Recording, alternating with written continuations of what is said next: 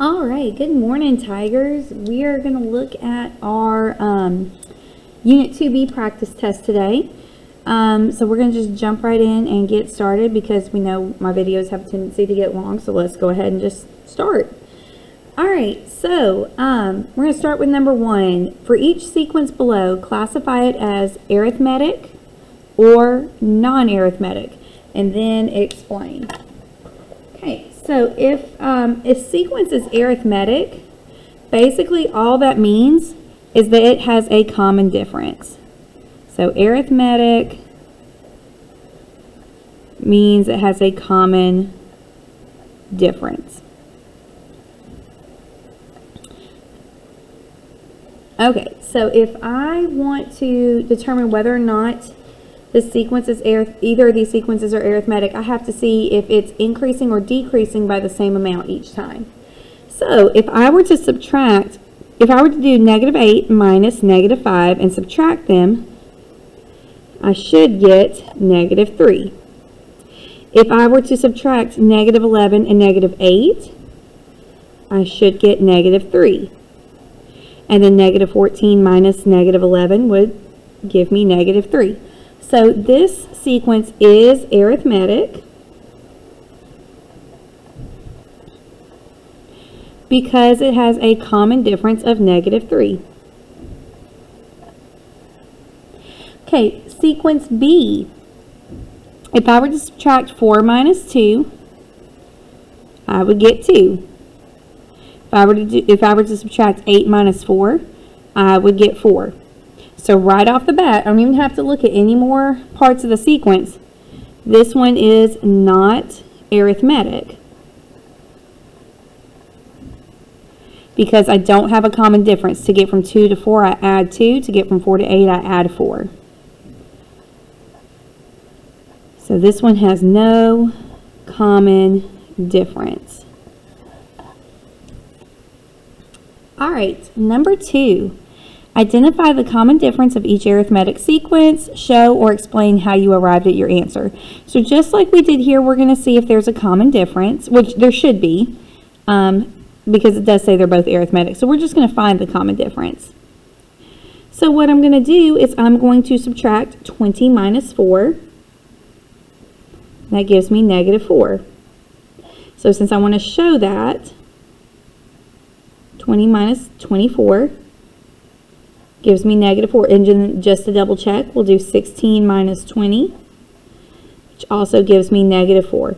So my common difference is negative 4. We'll do the same over here. 15 minus 8 is 7. 22 minus 15 is also 7. If I were to continue, I should get 7 again. So my common difference is 7. Also, you do want to double check and see whether or not you're increasing or decreasing, just to make sure you have the correct sign. So from here, I'm going from 24 to 20. So my sequence is decreasing, so I need to make sure my common difference is negative. Going from 8 to 15, and then from 15 to 22, that's increasing, so my common difference should be positive. Okay. Number 3, find the 6th term in the arithmetic sequence. Show or explain how you arrived at your answer. So you could do one of two things here. You could add your common difference till you get to the 6th term, or you could use the explicit formula.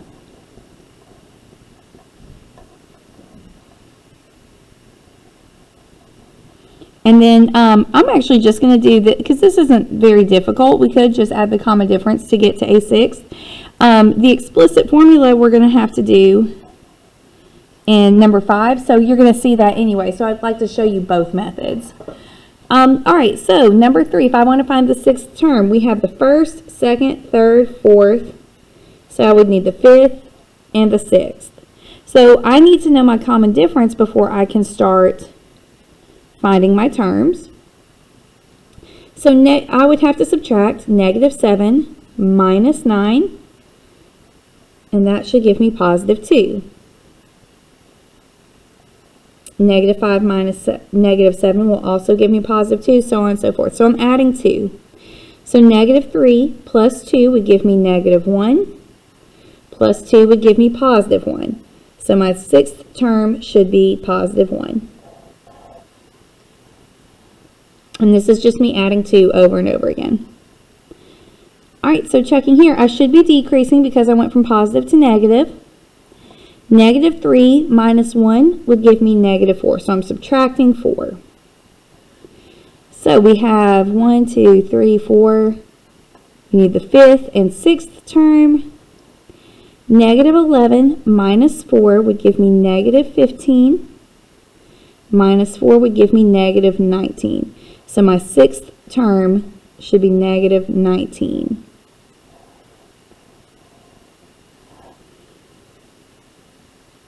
All right, number 4.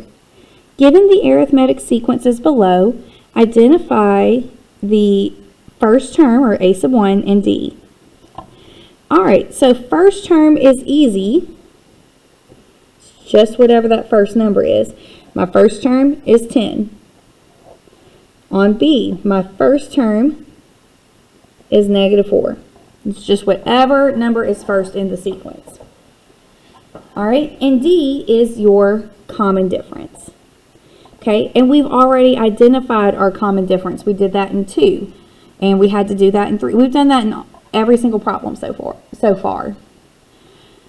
All right, so to get from 10 to 7, I subtract 3.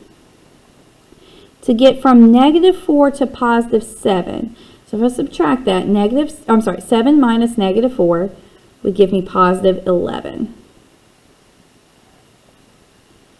Okay. All right, so number 5, write the explicit formula for each arithmetic sequence.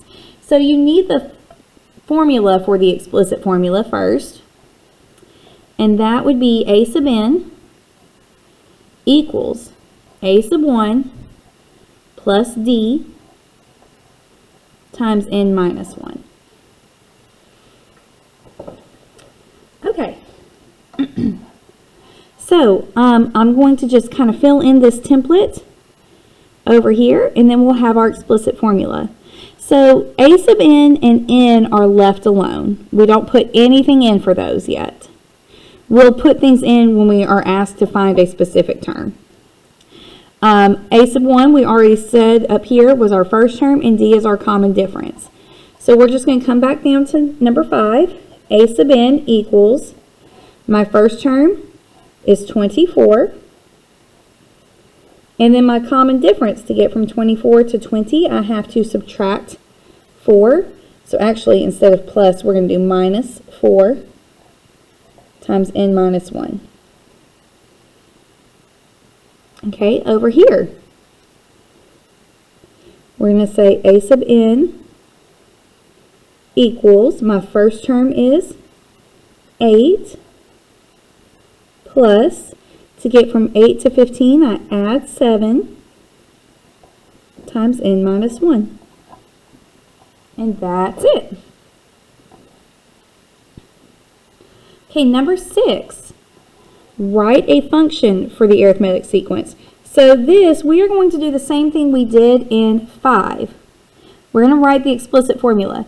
But instead of a sub n, we're going to use f of n. So that's the only difference. Explicit formula, we use a. Function, we use f of n. Okay, so we're going to go ahead and start here. We're going to do f of n equals, okay, my first term is negative 11. My common difference, negative 5 minus negative 11 is positive 6 times n minus 1. We'll come over here and write this function too. So f of n equals, my first term is 12. To get from 12 to 11, I subtract 1. And this is times n minus 1. Okay, then it asks us to find the 25th term. So what that means is I'm going to change the n to 25.